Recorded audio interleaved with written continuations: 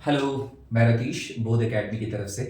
मैं आज जो टॉपिक डिस्कस करने वाला हूँ वो factorisation by mid term split method है। ये बहुत ही इंपॉर्टेंट मेथड है और ये क्लास 8 में डिस्कस किया जाता है सीबीएसई बोर्ड के, जिसमें हम एक क्वाड्रेटिक पॉलिनोमियल है जिसको मिड टर्म स्प्लिट के द्वारा फैक्टराइज करने की कोशिश करेंगे। फैक्टराइजेशन मीन्स उनको छोटे छोटे पार्ट्स में ब्रेक करना। तो जैसे कि ये एक पॉलिनोमियल ऑफ डिग्री 2 है, इनको हम दो फैक्टर्स में कैसे डिवाइड कर सकते हैं मिड टर्म स्प्लिट से। तो अगर आपका पॉलिनोमियल कुछ इस तरह का है, A X square plus B X plus C की तरह दिखता है, तो इसको मिड टर्म स्प्लिट से तोड़ना या फैक्टराइज करना बहुत इजी है। आइए देखते हैं कैसे। तो इसमें हम कोफिशिएंट ऑफ एक्स स्क्वायर लेंगे।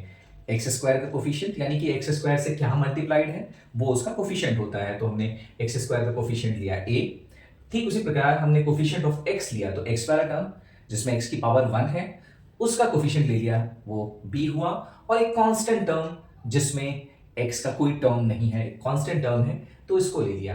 अब हमें करना क्या है, यही पे ट्रिक है। यहां a और c को हमें मल्टीप्लाई कर देना है। a और c का प्रोडक्ट ले लेना है, मतलब मल्टीप्लाई कर देना है। a और c का जो प्रोडक्ट आएगा उसको फिर से हमें रीफैक्टराइज कर देना है। हम इसे एग्जाम्पल के द्वारा भी समझेंगे, लेकिन मैं आपको अभी एक कंसेप्ट दे रहा हूं कि a और c को जब आप मल्टीप्लाई कर देंगे तो एक प्रोडक्ट आएगा। अब उस प्रोडक्ट को वापस आप फैक्टराइज कर सकते हैं, छोटे छोटे फैक्टर्स में तोड़ सकते हैं, या तो प्राइम फैक्टर्स में तोड़ सकते हैं या किसी भी फैक्टर्स में तोड़ सकते हैं। लेकिन आपको ध्यान रखना है कि किसी भी फैक्टर में जब आप तोड़ेंगे, दो फैक्टर आपको मिलेंगे, उन दोनों फैक्टर्स को या तो प्लस करके या फिर माइनस करके आपको मैनिपुलेट करना है। या तो प्लस कीजिए या माइनस कीजिए, उन दोनों फैक्टर्स को मैनिपुलेट करके आपको लाना है क्या, बी, ये मिडिल टर्म। ठीक है। अगर आपका P और Q एक फैक्टर आता है AC का, उससे आप B ले आए, P प्लस Q करके या P माइनस Q करके, अगर आप B ले आए तो आपका काम हो गया, समझो कैसे। आइए देखते हैं, इसको एक एग्जांपल से समझते हैं। हमारे पास एक पॉलिनोमियल है of degree 2, x square plus 2x plus 1। अब इसको फैक्टराइज करना है, तो हमने क्या करा, इस इक्वेशन को हमने कंपेयर किया ax square plus bx plus c से। तो आपको एक्स स्क्वायर का कोफिशिएंट 1 मिल गया विच इज a, x का कोफिशिएंट 2 मिल गया which is b, and constant term c equal to 1। अब हमें करना क्या है, जो मैंने आपको सिखाया, a और c को मल्टीप्लाई कर दीजिए। a और c को मल्टीप्लाई किया तो 1 multiplied by 1 is equal to 1। और 1 के फैक्टर क्या होंगे, तो 1 के फैक्टर तो 1 ही होंगे। 1 को आप लिख सकते हैं 1 मल्टीप्लाइड बाय 1, हाँ। तो 1 के फैक्टर, हाँ, लेकिन एक चीज और ध्यान रखिए, 1 को आप -1 मल्टीप्लाइड बाय -1 भी लिख सकते हैं। तो इसके दो तरह के फैक्टराइजेशन हो गई, लेकिन आपको कौन सा फैक्टर लेना है जिससे आपका ये 2 आ जाए, b। तो हम -1 और -1 से हम 2 नहीं ला सकते, नहीं ला सकते। -1 अगर प्लस -1 करेंगे तो भी -2 आ जाएगा, और -1 प्लस 1 कर दिया तो 0 आ गया। तो उससे फैक्टराइजेशन आपका नहीं आएगा जिससे आपको 2 मिले, जो मिड टर्म मिले। तो हमें वो वाला ही फैक्टर लेना है जिससे मिड टर्म मिलने की संभावना है, जैसे 1 और 1, 1 के दो फैक्टर है, 1 और 1, 1 मल्टीप्लाइड बाय 1, 1। तो इन दोनों फैक्टर से आपको 2 इजीली मिल जाएगा, कैसे, 1 प्लस 1 करके। अब 1 प्लस 1 2 होता है, इसका क्या मतलब है कि मिडिल टर्म जो है आपका 2x, इसको आप x प्लस x लिख दीजिए। x वही जिसको आप 1x बोलते हैं उसको x लिखते हैं, बस x लिख दीजिए, x प्लस x कर दीजिए। तो ठीक वैसा ही मैंने किया, यहाँ x square plus 2x plus 1 को मैंने एक्स स्क्वायर प्लस x में तोड़ दिया। इसी को कहते हैं mid term split. Mid term आपने स्प्लिट कर दिया दो भागों में।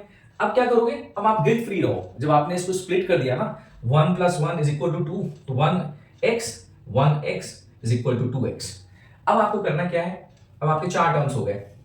दो टर्म पहला क्लब कर लिया, दो टर्म बाद के क्लब कर लिए।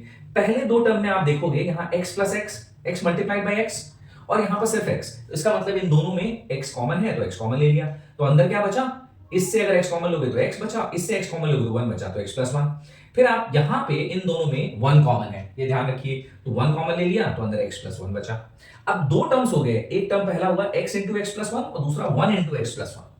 अब इन दो टर्म्स में क्या कॉमन है, तो दो टर्म्स में x प्लस 1 कॉमन है, तो फिर से उसको कॉमन ले लीजिए, फिर देखिए क्या बचता है। अब इस टर्म में से x प्लस 1 कॉमन लेंगे तो x बचेगा, और इस टर्म्स में से x प्लस 1 कॉमन लेंगे तो 1 बचेगा। वही चीज किया मैंने, इन दोनों टर्म से x प्लस 1 कॉमन ले लिया, ये x प्लस 1 कॉमन लिया तो अंदर x प्लस 1 बच गया, और यही कोमोवेस्ट इसका फैक्टर भी है।